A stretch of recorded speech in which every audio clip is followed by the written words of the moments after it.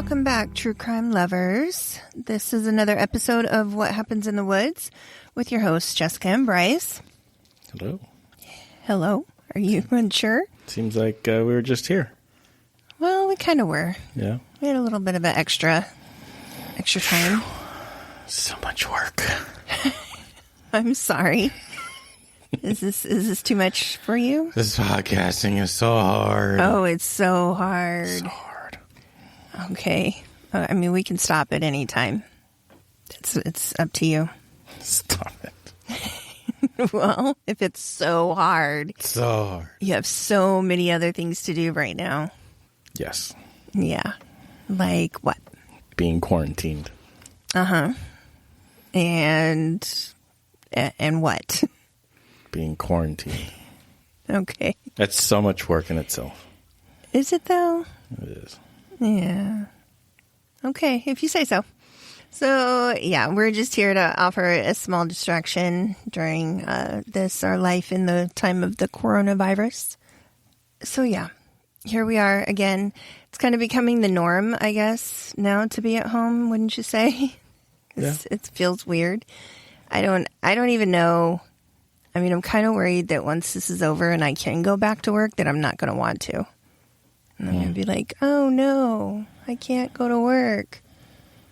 No. No? No. Oh, okay. What do you mean, no? You won't let me? No, you're going to get stir crazy and want to get out of the house. Yeah, I don't know. I think I find this just a little too easy to be here, to be at home. Okay. I don't know. I mean, you're still going places. I'm not too much. Like, you're still going to work a couple of days a week. Gladly not go. Yeah. Sorry. I'll work from home. Okay. Yeah. Hopefully everybody is finding ways to keep busy and stay safe. So, again, just a little distraction here. Before we dive in, I just want to thank everybody again for all the support that we've been getting. We are at over 150 downloads now on across a few different platforms. And I don't know. I mean, for some reason, Instagram is blowing up right now, and I just can't figure out why. But it's good. Because everybody's home. What are you talking about? Why? Yeah. Everybody's surfing their phones right now. I don't know. It's just, but for some reason, it's just Instagram. So I don't know what's happening on Instagram that's not happening anywhere else. But hey, I'm not going to complain. I think it's awesome. So, I mean, keep it up. Share the website, the Facebook page, the Instagram, any of it. It all is awesome. And if anybody wants to give us a rating, we'd appreciate it. You know, not necessary, but if you like us and you like to listen to us, then, you know, share your thoughts on iTunes or wherever you're listening. So, and that's it. I'm done pandering. I won't ask anymore. Well, what is this week about? So, this week is a story that made national news due to the motivation for the crimes. Okay. So remember I hinted in the bonus Tiger King episode that this week we would be covering something that would probably piss us off? Okay. Yeah. I know that this is probably going to be something that gets us both a little heated. So are you ready? I guess. Okay. We're here to talk about self-proclaimed revolutionist, white supremacist, and Zionist Holly Grigsby and Joey Pedersen, who went on a 3-state killing spree along the Pacific Northwest, and this was back in 2011. Oh. So, I mean, racism it's always a hot topic here in America. I feel that you would think at this point in our nation's history that we would have progressed.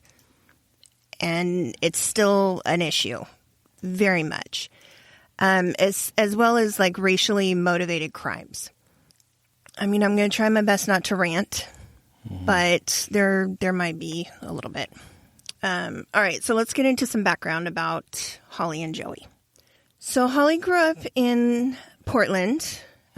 She is not willing to speak to the media, so there's a lot of her story's not getting out there, basically. So there's not a lot of her background information that's available in like news articles and online stories.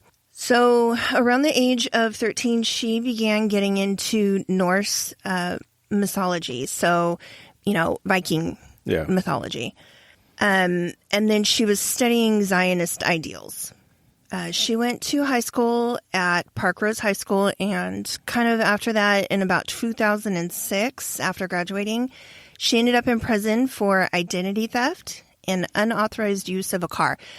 Is that not car theft? I don't understand. What's the difference? That escalated quickly. Yeah, pretty much. No, unauthorized use of a car. Maybe it's like your parents' car, and then you just took it. Okay, sure. I still think that's theft, but sure. I don't know. Maybe at some point you had use of the car. Yeah. And then in this particular case, they didn't allow you to use the car. Okay. All right, that makes sense. While on parole for those crimes, she was again arrested for identity theft. And she ended up serving 2 years in prison. Holly would also be married during that time. So that the 2 years of probation. Mm-hmm. And she ended up giving birth to her son while in prison. Okay. Yeah. She had a history of drug use that continued throughout these years. She would sober up in jail, and then she would start back up again on the outside. So eventually, her lifestyle and the time spent with other white supremacists and ex-cons would lead to the separation from her husband and drive her right into the arms of this other guy, Joey Pedersen. So David Pedersen Jr., or Joey, as he's referred to, had kind of a rocky start in life. After his parents divorced in 1993, he and his sister were shipped off to live with an aunt in Oregon. They were in California. And when he got divorced, neither one of his parents wanted them. They pretty much were, neither one was like, I want the kids, or I'm okay with splitting custody, or they just didn't want them at all. So while he lived with the aunt, though, he had a happy life, and he described that as probably the happiest time in his life. He was a bright and considerate child. Everybody said that he was, he was a pleaser. He wanted to please people. He wanted to be helpful. And that was great for him during that time. It didn't last that long. He would later on move in with his mom in Salem, Oregon. That was about the age of 14. Right around this time, he started having panic attacks and started taking heavy doses of antidepressants. In his junior year, he dropped out of high school, and his mom kicked him out of the house. So then he decided that if, he was going to be on his own, he might as well turn to crime. So he started robbing first, like, convenience stores. Mm-hmm.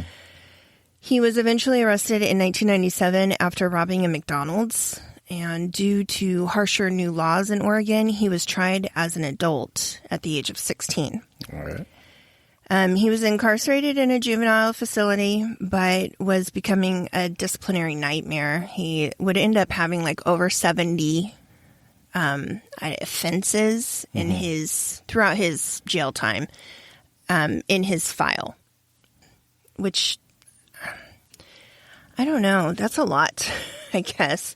He was in prison a while, but he felt like a caged animal, basically. He's acting like one. Basically. As a result, the facility made a request for him to be transferred to an adult prison.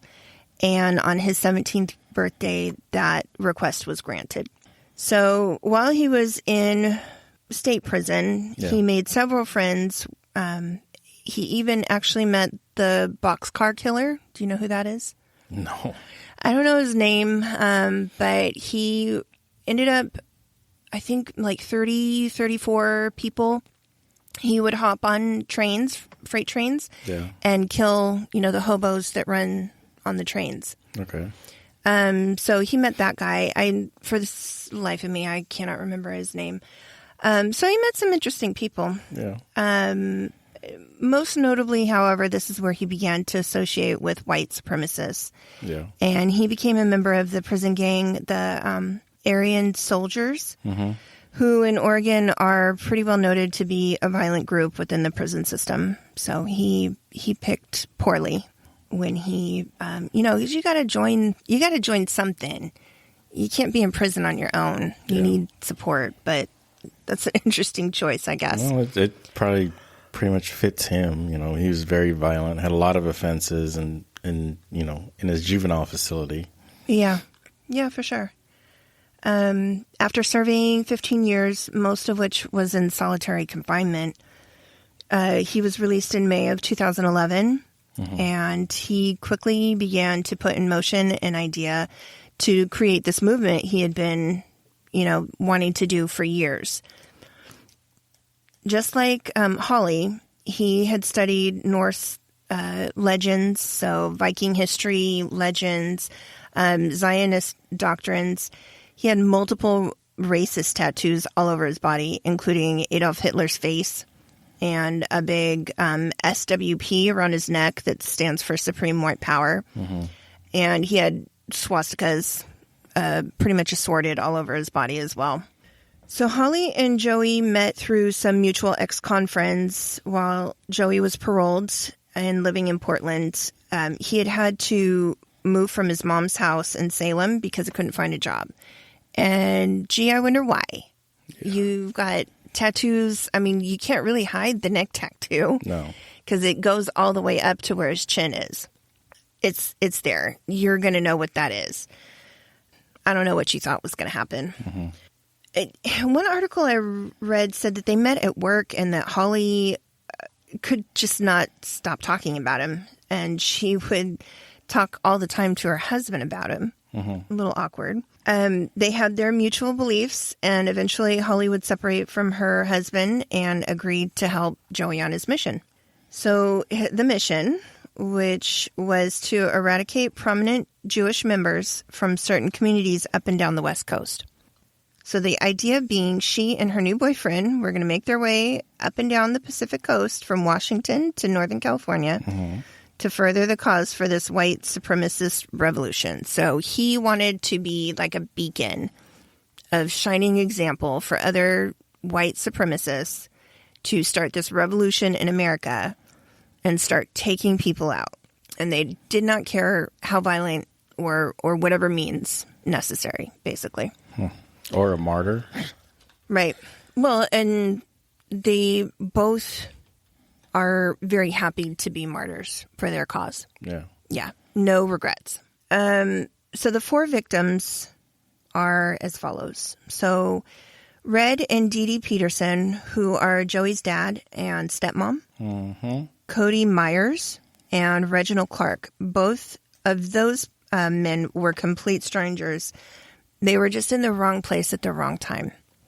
And it was completely unnecessary. So Joey's dad and stepmom are included in this for a couple of reasons. The first being that Joey stated he had proof that his dad had molested 2 young family members. And then because of that, he was unworthy of the white race. Okay. Right. Unfortunately, it seems as if the information about his dad being a molester can be substantiated. Dee Dee, the stepmom, was included in this plan because she supposedly knew of the molestation, but kept quiet and supported Red. The second reason being that they needed access to Red's cars, weapons, and money. So, armed with a gun and a plan, Holly and Joey make their way up on the bus from Springfield, Oregon to Everett, Washington to visit Joey's dad and stepmom for a few days. Okay. They went to shooting ranges where Joey was allowed to shoot multiple guns, even though he was a convicted felon. They spent time with other family members, seemed to have a great visit. Nobody suspected anything, that there was going to be anything going on. So the last day of their trip on September 26th,